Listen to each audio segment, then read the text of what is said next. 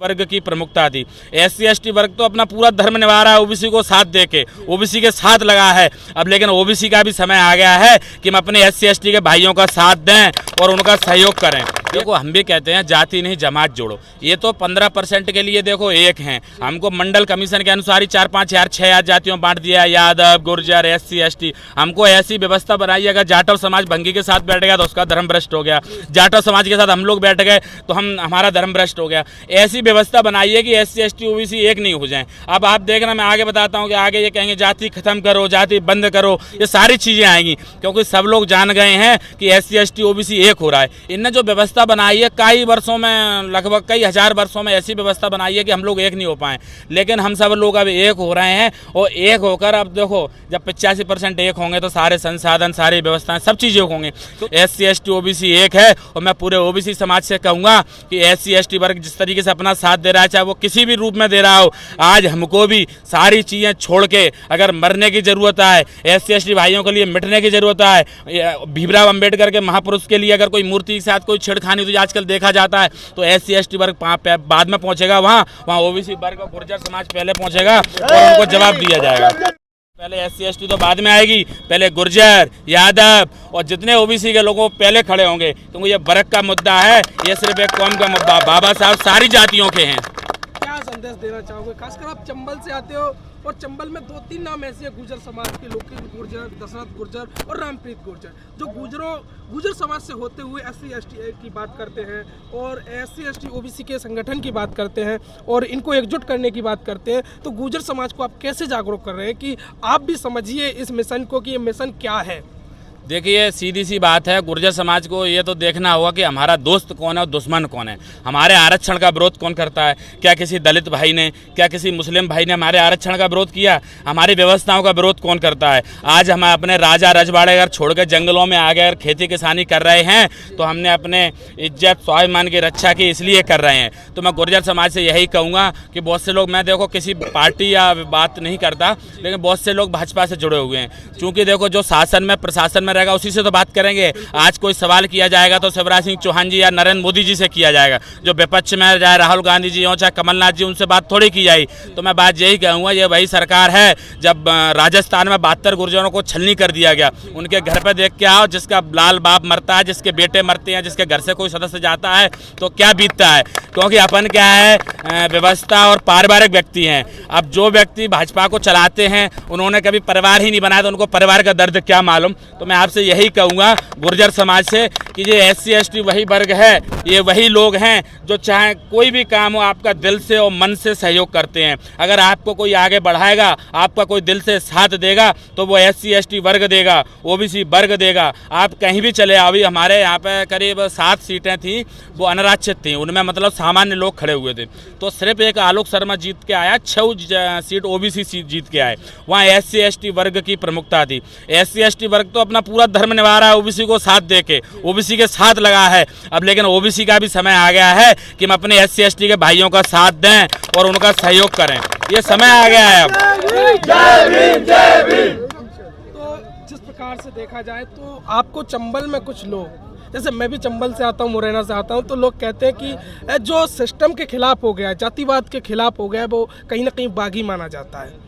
देखो आप मुझे एक बात बताओ, अभी पूजनी जी हैं संघ के, मोहन भागवत जी, उनका ही बयान आया कि जाति व्यवस्था बेकार है, ये किसी विशेष जाति ने बनाई।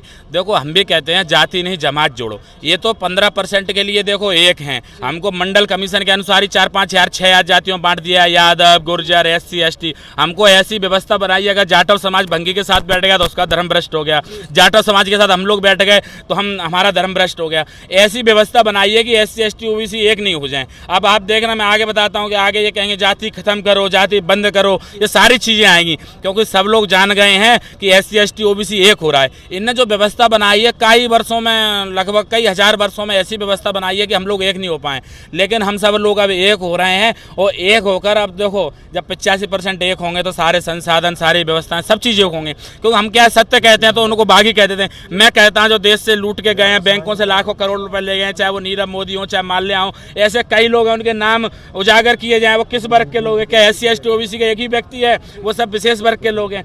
अपन से कहते तुमने बिजली का बिल नहीं भरा 500 का, तुम्हारा क्रेडिट कार्ड है, लेकिन अपन तो 200 500 1000 10,000 रुपए के सरकार का कर्ज रहता होगा। ये पता है कैसे घोटाला करते हैं? 10,000 करोड़, 20,000 करोड़, 50,000 करोड़, जो अपन ने देखे ही नहीं। अपन तो मेहनत मजदूरी करते आए हुए, हमें तो मेहनत की आदत भी है।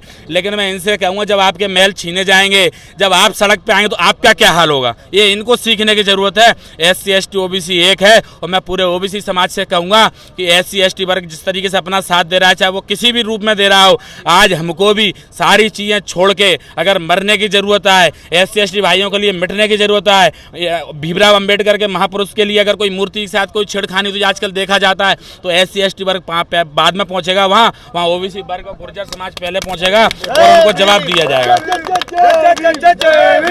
सब जिस तरीके से आप भीम आर्मी के हर एक आंदोलन को समर्थन दे रहे हो गुर्जर समाज से होते हुए, तो गुर्जर समाज के आने वाले समय भीम आर्मी से जुड़ेगा? देखो, बात भीम आर्मी की नहीं है। आज आप देखिए, चाहे राजस्थान में कोई परेशानी आए, चाहे मध्य प्रदेश में आए, उत्तर प्रदेश में आए, लोग कांग्रेस, लोग भाजपा, लोग अन्य के पास नहीं जाते हैं। अगर आज देश में न्याय की उम्मीद की जाती है, अगर कोई आस लगाते कि न्यायपालिका, पुलिस प्रशासन सब बेकार हो गई हैं, अगर देश में किसी को उम्मीद जागी है, जीने का रास्ता जागा है, अगर किसी को विश्वास है हमें कोई न्याय दिलवाएगा, तो वो भीमराव अम्बेडकर साहब के आदर्शों पर चलकर भाई चंद्रशेखर जी और भीम आर्मी दिलवाएगी। सब व्यक्ति भीम आर्मी के पास आता है, आज कोई कहीं नहीं जाता। जिस तरीके से छतरपुर में ये आंदोलन आज हो रहा है 17 मार्च को, इससे क्या बदलाव होगा? क्या बाबा बागेश्वर धाम के जो बाबा हैं उनके क्या बदलाव होगा? देखो क्या है, हमने तो पहले भी कहा कि सनातन का उपयोग आपने 2 वर्ष पहले क्यों नहीं किया? आपने तब क्यों नहीं कहा कि सनातन जरूरी है? आपको जब आपका व्यापार बढ़ गया लाखों करोड़, यहाँ पे बताओ कितने लोगों को आपने भूमिहीन कर दिया, कितने आदिवासियों की जमीनें छुड़ा ली। सनातन धर्म कहता है सबको मिलकर चलो, सबको साथ लेके चलो। मैं भी सनातनी हूँ, लेकिन आप सिर्फ सनातन का उपयोग अपने पाखंडवाद के लिए कर रहे हैं। आप बताओ, आप हनुमान कथा कहते हो, आप श्री राम की कथा कहते हो। हनुमान जी तो जीवन भर जंगलों में रहे, श्री राम जीवन भर 14 साल जंगलों में रहे, कंदमूल फल खाए, भौतिक सुख सुविधाओं से दूर रहे। पर आपको क्यों एसियां लगती हैं? आपको क्यों मखमल के गद्दे लगते हैं? आपको क्यों भौतिक सुख सुविधाएं लगती हैं? या क्यों करोड़ों रुपए लगते हैं? क्यों चार्टर्ड प्लान लगते हैं? अगर आपको उनके आदर्शों पर ही चलना है तो इतने बड़े धाम की क्या आवश्यकता है, और इतने बड़ी व्यवस्था की क्या आवश्यकता है? संतों को लिए तो कहा गया है ना, हिमालय जाइए, हिमाचल जाइए, जंगलों में रहिए, तप कीजिए, उस तप के प्रभाव से लोगों को इकट्ठा कीजिए। ये वैज्ञानिक योग है, पूरा प्रशासन जानता है, मुख्यमंत्री जानते हैं कि कोई पर्चे वर्चे नहीं होते हैं, यह सनातनी योग है। लेकिन फिर भी लोग कहते हैं कि पर्चा बनवा लो। अरे कई लोग पहुंचे, पर वहां से आप क्यों आ गए महाराष्ट्र से वापस? आप बताइए क्यों आए, अगर आप जानते हो। मैं एक ही चीज़ कहूँगा, मैं भी हिंदू धर्म मानता हूँ, स्थान का महत्व होता है। अगर कहीं मान लो चित्रकूट में अगर श्री राम जी रहे तो चित्रकूट धाम का महत्व हो सकता है, वहाँ गए। दंदरुआ जी अगर वहाँ हनुमान जी, दंदरुआ धाम का महत्व हो सकता है। अयोध्या का महत्व हो सकता है। कृष्ण जी अगर मथुरा रहे तो मथुरा का महत्व हो सकता है। लेकिन जो बीच में आके और जो एजेंट बन जाते हैं, चाहे वो किसी के रूप में बनते हो, भगवान और भक्त के बीच में, उनको मैं पसंद नहीं करता। मेरा सीधी बात है, आप बताइए कि भगवान ने किसी से कहा कि तुम 1000 रुपए दो तो स्पेशल दर्शन, 5100 रुपया दो तो तुम्हारी अच्छी आरती होगी? आप बताइए, एक व्यक्ति मुझसे बोला 12वीं के पेपर चले थे, 500 रुपया का चढ़ावा चढ़ाओगे तो 60% आएगी, 1000 का चढ़ाओगे तो 70% आएगी, 2000 का चढ़ाओगे तो 80% आएगी। ऐसा होता है कि साइंस का जो कि मतलब महाकालेश्वर जाओ तो 1000 रुपये में स्पेशल दर्शन हो जाएंगे, या 200 में। अन्य मंदिरों में जाओ, क्या भगवान ने कभी कहा है कि मुझे पैसे की आवश्यकता है, या मेरे लिए भक्त गरीब या अमीर है, या पैसे की आवश्यकता है मुझे? ये तो देखो सीधी सी एक बात है, धर्म को धंधा बना दिया गया है, इससे धर्म कमजोर भी हो रहा है। तो ऐसे लोग जो पाखंडवाद, हमारी लड़ाई किसी धर्म से नहीं है। चंद्रशेखर भाई को पूरे देश में बदनाम कर दिया है, धर्म के विरोध है। अगर जो हमें बिना कुछ लिए, चाहे वो सूरज हो हमें रोशनी देता है, हमें ये सारी चीज़ें जो बिना कुछ लिए, नदी हमें पानियाँ देती हैं, हम इनका सम्मान करते हैं। लेकिन पैसे लेकर जो चीज़ें की जाती हैं, आडंबर किया जाता है, हम उसके खिलाफ, हम किसी धर्म के खिलाफ नहीं है। मैं एक लाइन हमेशा बोलते आया हूँ, हिंदुवा यशोधरा सर्वे न हिंदू पतितो भव, मम दीक्षा हिंदू रक्षा मम मंत्रा समानता। लेकिन वो समानता ही चली गई। आप बताओ, कल मऊ में हत्या कर दी गई, जिस लाल गया होगा, जिसके घर का उस पर बीतती है, और वहाँ लोग देखते रह गए। यह तो सिर्फ एक अभी